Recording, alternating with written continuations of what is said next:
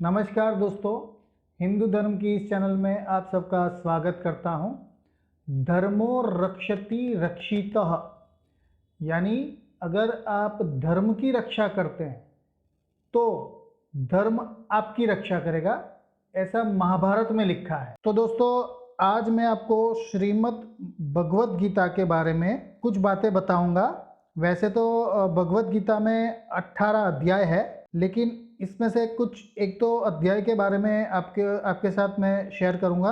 अध्याय 4 में लिखा है, यदा यदा ही धर्मस्य ग्लानिर्भवति भारत अभ्युत्थानम् अधर्मस्य तदात्मानं सृजाम्यहं परित्राणाय साधून् विनाशाय च दुष्कृतां धर्म संस्थापनार्थाय संभवामि युगे युगे।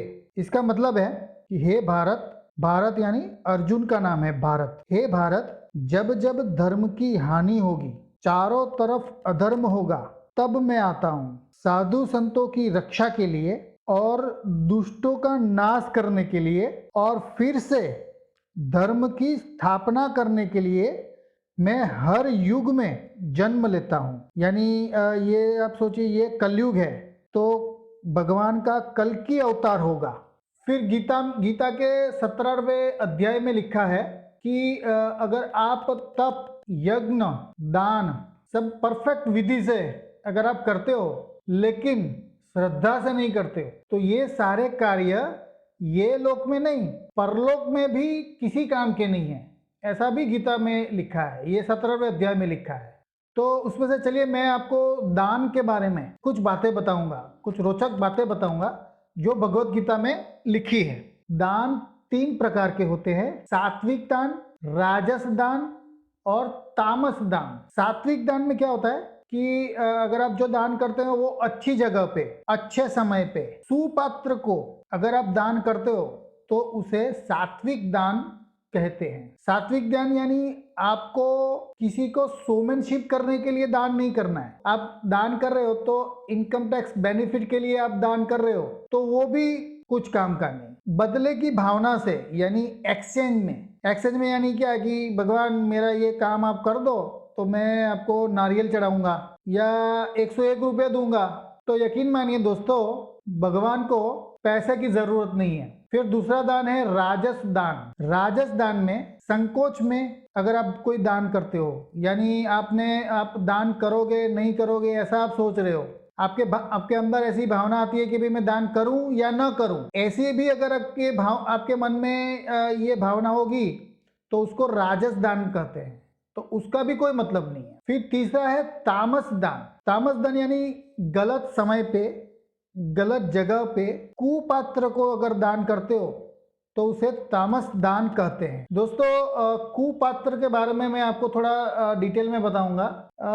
आज के जमाने में हम किसी भी मंदिर में किसी भी बाबा को या किसी व्यक्ति को, किसी साधु संत को, महात्मा को या कोई संस्था को दान देते हैं तो क्या वो सही है? आप खुद सोच के दान कीजिए। ये कलयुग है, यहाँ पे आज के बाबा, साधु संत, महात्मा बहुत बहुत अमीर होते हैं, उनके पास बहुत सी गाड़ियां होती है, जमीनें होती है, बड़े बड़े महल होते हैं, करोड़ों रुपए होते हैं। आप खुद चेक करो, क्या इनको दान देने से क्या इनको दान देने की जरूरत है? जरा सोचिए। क्या आप अच्छा तो सोचते हैं कि भी दान देना चाहिए, दान दे रहे हैं, लेकिन वो कुपात्र को तो नहीं दान दे रहे हैं, क्योंकि कुपात्र को दान देंगे तो वो भी एक पाप है, ऐसा भगवत गीता में लिखा है। तो जरा सोचिए, जरा सोच के किसी जरूरतमंद को दान दीजिए, वही सुपात्र को दान कहला जाता है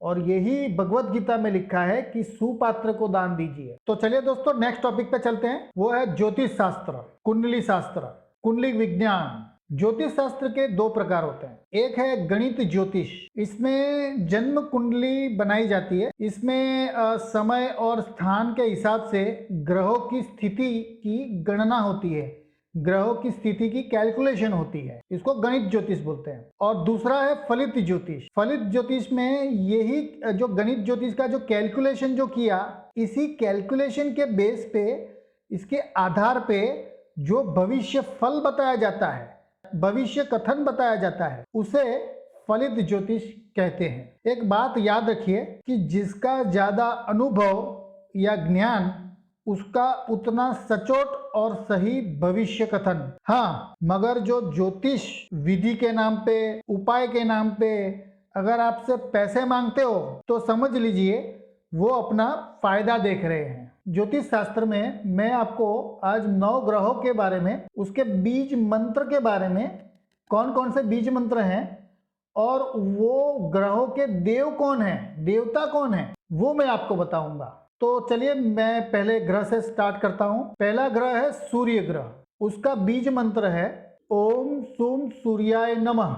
उसके देव हैं सूर्य देव या विष्णु देव। अगर आप सूर्य देव को प्रसन्न करना चाहते हैं तो आपको 7000 जाप करने पड़ेंगे। फिर दूसरे है चंद्रदेव। उसका बीज मंत्र है ओम सोम सोमाय नमः, जिसके देव खुद भगवान शिव हैं, जिसके जाप 11000 करने चाहिए। तीसरा ग्रह है मंगल ग्रह। उसका बीज मंत्र है ओम भोम भौमाय नमः। दूसरा भी इसका मंत्र है ओम अंग अंगारकाय नमः।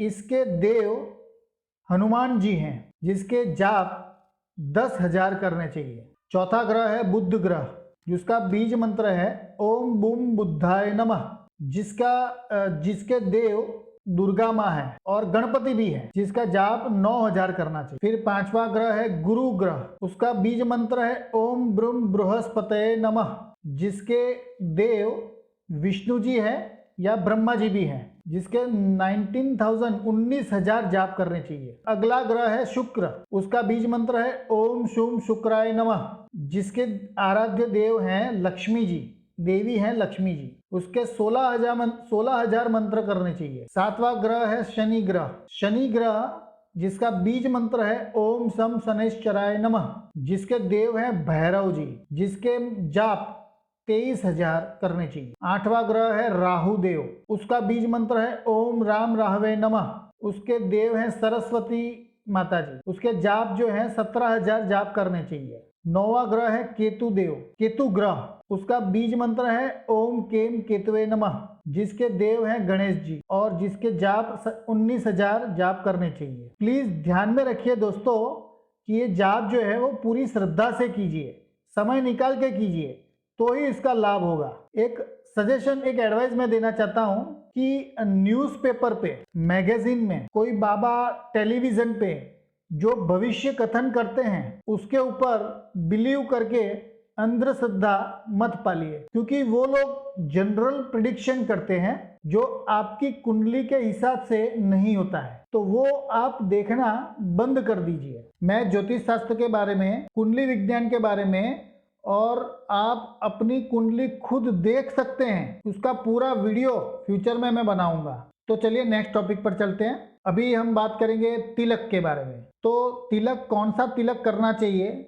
तिलक लगाने से क्या फायदे होते हैं और शरीर के किस भाग में तिलक लगाना चाहिए, वो मैं आपके साथ शेयर करूंगा। तो पहले देखते हैं तिलक कहाँ पे लगा सकते हैं। पहला है सिर पर, यानी दोनों आंखों के बीच में, फिर ललाट पे, फिर गले पे, कंठ पे, फिर हृदय में, फिर लेफ्ट कंधे पे, फिर राइट कंधे पे, लेफ्ट हैंड पे, राइट हैंड पे, नाभि में, पीठ पे, लेफ्ट आर्म, राइट आर्म, ये 12 जगह पे आप तिलक लगा सकते हैं। ज्यादातर सिर पर हम तिलक लगाते हैं और तिलक जो है वो जनरली अनामिका उंगली से ही लगाना चाहिए, जिसे मान सम्मान ज्ञान प्रतिष्ठा बढ़ती है। जब कोई कंपटीशन या कोई लड़ाई में जाते हैं तो अंगूठे से तिलक कपाल पे लगाना चाहिए। तो चलिए कौन सा तिलक लगाने से क्या फायदा होता है वो मैं आपको बताता हूँ। चंदन का टीका अगर लगाते हैं, चंदन का तिलक लगाते हैं तो पापों का नाश होता है, सौभाग्य में वृद्धि होती है, मानसिक शांति होती है। केसर का तिलक लगाते हैं तो सौंदर्य बढ़ता है, आकर्षक व्यक्तित्व होता है, पर्सनालिटी,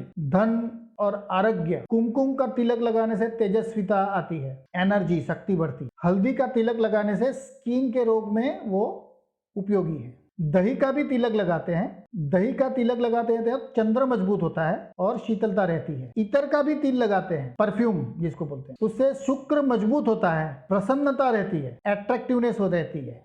तो दोस्तों मेरा ये वीडियो आपको पसंद आया होगा, और अगर पसंद आया है तो लाइक कीजिए और मेरी चैनल को सब्सक्राइब कीजिए। जय श्री राम।